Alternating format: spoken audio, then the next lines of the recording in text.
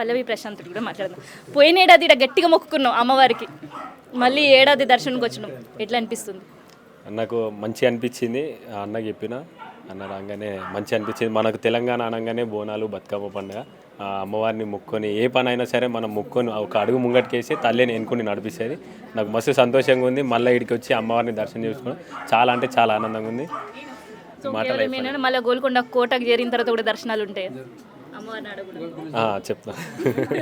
తమ్మి నీకు గుర్తుకుందో లేదో నాకైతే యాదుకుంది. మరి గట్టిగా ఏం మొక్కుకుంటున్నావు అంటే ఖచ్చితంగా బిగ్ బాస్ విన్ అయితే మళ్ళీ వచ్చి దర్శనం చేసుకుంటా అన్నావు.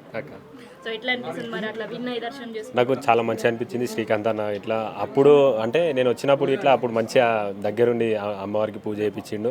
ఈసారి ఇట్లా మీరు రావాలంటే అన్న మేము మొక్కుకున్నా. నాకు ఇక మాటలు వస్తలేవు, ఎందుకంటే కోరిక తీరినాక ఎట్లుంటుంది చెప్పుడు మీరే. ఆ ఆనందానికి అవధులు ఉన్నాయి. నాకు మంచిగా అనిపించింది. నాకు మంచిగా అనిపించింది. ఇక మా అందరు అన్నాలు వేసుకొని వచ్చిన గట్టిగా మొక్కుకోని ముక్కులు కూడా తీరాలని నేను కూడా అమ్మవారి తరఫున కోరుకుంటున్నాను. Thank you.